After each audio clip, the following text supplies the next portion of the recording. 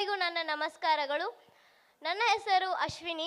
ನಾನು ಶ್ರೀಮತಿ ಇಂದಿರಾ ಗಾಂಧಿ ವಸತಿ ಶಾಲೆ ಸಿದ್ದಾಪುರದಲ್ಲಿ 7ನೇ ತರಗತಿಯಲ್ಲಿ ಓದುತ್ತಿದ್ದೇನೆ. ನಮ್ಮ ಶಾಲೆಯಲ್ಲಿ ಪಾಠದ ಜೊತೆಗೆ ಪಠ್ಯೇತರ ಚಟುವಟಿಕೆಗಳಿಗೆ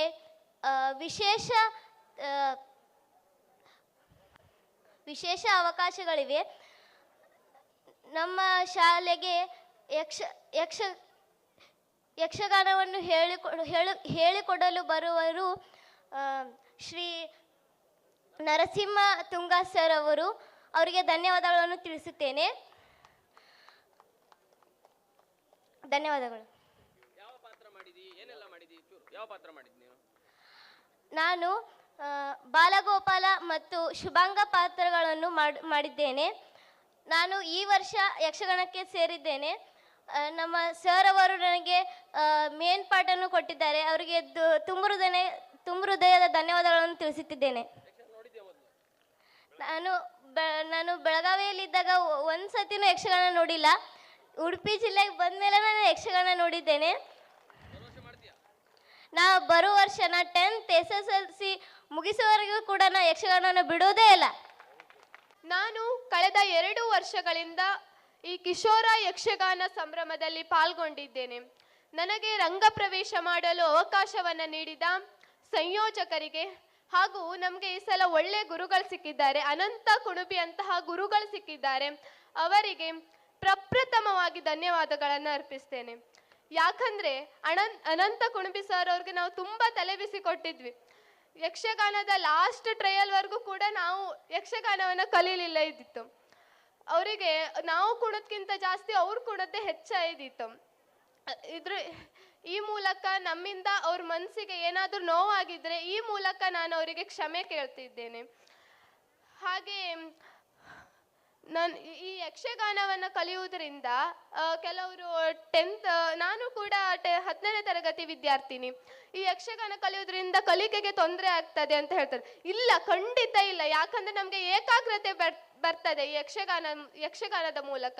ಯಕ್ಷಗಾನವೆನ್ನುವುದು ಒಂದು ವೇಷಭೂಷಣ,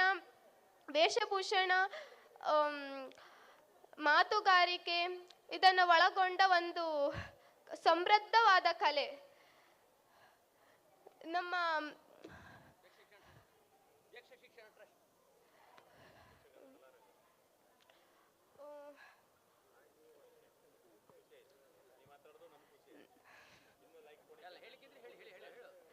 ನಾನು ಈ ಸಲ ಹಾಸಲ ಮೋಹಿನಿ ಪಾರ್ಟ್ ಹಾಕಿದ್ದೆ. ಈ ಸಲ ನಾನು ಧರ್ಮಾಂಗದ ಪಾರ್ಟ್ ಹಾಕಿದ್ದೆ, ಮೇನ್ ಪಾರ್ಟ್ ಹಾಕಿದ್ದೆ. ಹಾಸಲ ನಾನು ಸ್ತ್ರೀ ವೇಷ ಹಾಕಿದ್ದೆ. ಈ ಸಲ ನನ್ಗೆ ಗಂಡು ಪಾತ್ರನು ನನ್ನ ಹತ್ರ ಮಾಡೋಕತ್ತಂತ ನಮ್ಮ ಅನಂತ ಕುಣಬಿ ಸರ್ ತೋರಿಸಿಕೊಟ್ಟಿರೋ. ನಾನು ಯಕ್ಷಗಾನದಿಂದ ಒಂದು ಒಳ್ಳೆ ಕಲಾವಿದೆ ಆಗ್ತೇನೋ ಮುಂದೆ ಅಂತ ಗೊತ್ತಿಲ್ಲ. ಆದರೆ ಈ ಯಕ್ಷಗಾನವನ್ನು ಪ್ರೀತಿಸುವ, ಆರಾಧಿಸುವ, ಗೌರವಿಸುವ ಒಂದು ಉತ್ತಮ ಪ್ರೇಕ್ಷಕಳಾಗ್ತೇನೆ ಅಂತ ಹೇಳ್ತಾನೆ. ಹಾಗೆ ನನಗೆ ಇಲ್ಲಿ ಮಾತಾಡಲಿಕ್ಕೆ ಅವಕಾಶ ನೀಡಿದ ಎಲ್ಲರಿಗೂ ಧನ್ಯವಾದಗಳನ್ನು ಹೇಳ್ತಾ ಈ ವರ್ಷದ ಯಕ್ಷ ಶಿಕ್ಷಣ ಟ್ರಸ್ಟ್ನ ನಮ್ಮ ಗುರುಗಳಾದ ಶ್ರೀ ಸೀತಾರಾಮ ಆಚಾರ್ಯರವರು ನಮಗೆ ಯಕ್ಷಗಾನವನ್ನು ತುಂಬ ಚೆನ್ನಾಗಿ ಕಲಿಸಿಕೊಟ್ಟಿದ್ದಾರೆ. ನಾನು ಯಕ್ಷಗಾನದಲ್ಲಿ ಮದನಾಕ್ಷಿ ಪಾತ್ರವನ್ನು ವಹಿಸುತ್ತಿದ್ದೇನೆ. ಇದು ನನಗೆ ತುಂಬ ಸಂತೋಷದ ವಿಷಯವಾಗಿದೆ. ನಮ್ಮ ಗುರುಗಳು ನಮಗೆ ತುಂಬ ಚೆನ್ನಾಗಿ ಯಕ್ಷಗಾನವನ್ನು ಕಲಿಸಿಕೊಟ್ಟಿದ್ದಾರೆ. ಯಕ್ಷಗಾನದಲ್ಲಿ ಭಾಗವಹಿಸುವುದರಿಂದ ನಮಗೆ ಮಾತನಾಡುವ ಕೌಶಲ ಬೆಳೆಯುತ್ತದೆ. ನಮ್ಮ ಪುರಾಣಗಳನ್ನು ನಾವು ತಿಳಿದುಕೊಳ್ಳಲು ಇದು ಸಹಕಾರಿಯಾಗಿದೆ. ಈ ರೀತಿಯಲ್ಲಿ ವಿದ್ಯಾರ್ಥಿಗಳಲ್ಲಿ ಯಕ್ಷಗಾನವನ್ನು ಕಲಿಸುವುದರ ಮೂಲಕ ಯಕ್ಷಗಾನದ ಮಹತ್ವವನ್ನು ತಿಳಿಸಲು ಪ್ರಯತ್ನ ಪಡುತ್ತಿರುವ ಯಕ್ಷ ಶಿಕ್ಷಣ ಟ್ರಸ್ಟ್ನವರಿಗೆ ಧನ್ಯವಾದಗಳು. ಇಷ್ಟು ಹೇಳಿ ನನ್ನ ಮಾತನ್ನು ಮುಗಿಸುತ್ತಿದ್ದೇನೆ. ಧನ್ಯವಾದಗಳು. ನಮಸ್ಕಾರ.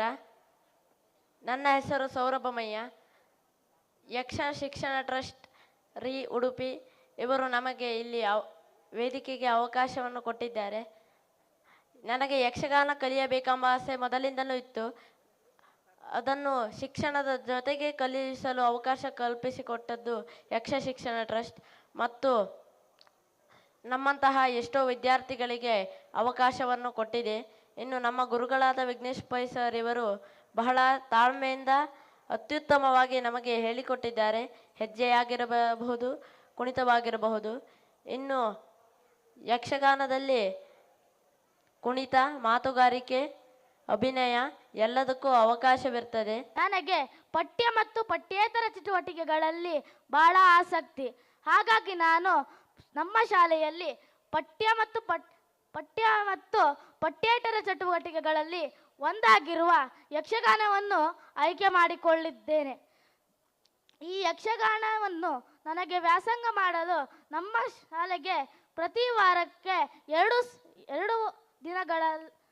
ದಿನಗಳ ಕಾಲಾವಧಿಯಲ್ಲಿ ನನಗೆ ವ್ಯಾಸಂಗ ಮಾಡಿಸುತ್ತಿದ್ದ ಶ್ರೀ ನರಸಿಂಹತುಂಗ ಸರ್ ಅವರಿಗೆ ತುಂಬು ಹೃದಯದ ಧನ್ಯವಾದಗಳನ್ನು ಈ ಸಂದರ್ಭದಲ್ಲಿ ಹೇಳಲಿಕ್ಕೆ ಇಚ್ಛೆ ಪಡ್ತೇನೆ. ನಾನು ಇಷ್ಟರ ಒಳಗೆ 4 ವೇಷಗಳನ್ನು ಹಾಕಿದ್ದೇನೆ.